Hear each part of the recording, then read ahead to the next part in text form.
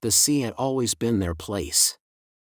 For as long as Mira could remember, her relationship with Jonah had been tied to the ocean. They'd met on the cliffs of Nova Cove, two teenagers skipping school, chasing the sound of waves like a shared secret. Their friendship, like the tides, came in strong and often vanished without warning, only to return when neither expected. Now, 12 years later, they stood on that same rocky shore, but the silence between them was no longer peaceful. "You haven't answered my messages," Jonah said, voice low and cracked by salt and time. Mira turned her face toward the sea. "I didn't know what to say." "You could have said anything." She shook her head. "Anything would have meant everything." He nodded slowly, hurt in his eyes but not surprise. "So that's where we are now." They had been more than friends once.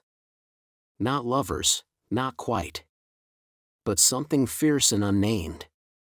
When Jonah's mother died during their last year of college, Mira was the one who held him through nights of quiet collapse.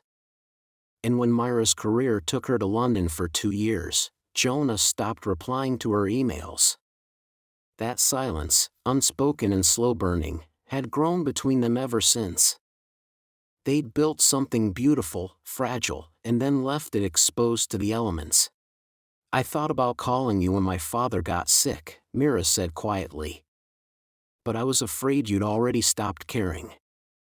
Jonah's eyes softened. "I hadn't. But you didn't reach out either."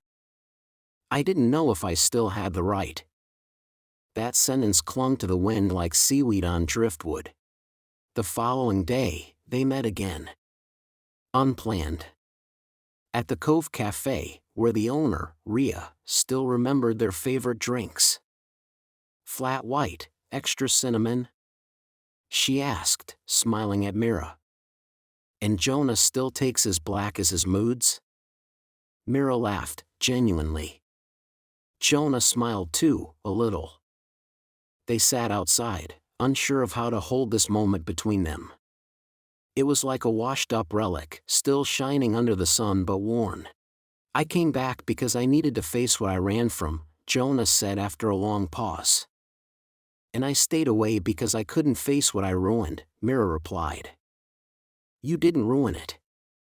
We both just forgot how to hold it gently." Over the next week, they spoke more. Walks turned into dinners, silence into shared memories.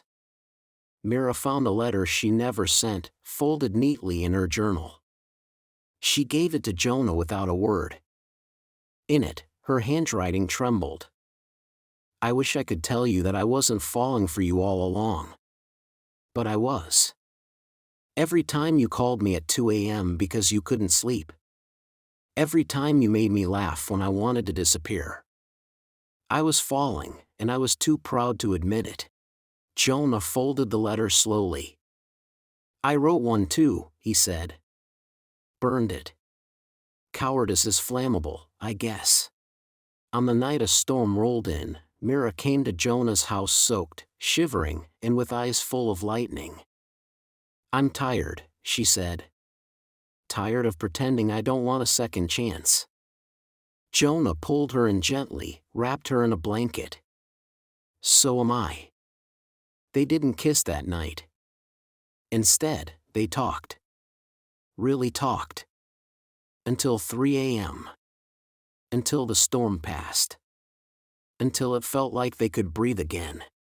6 months later, they stood again at Nova Cove, this time with a blanket, coffee, and peace.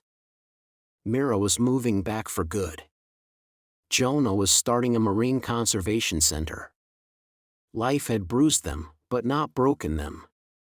The years apart didn't vanish, but they softened, like sea glass, once sharp, now smooth and beautiful.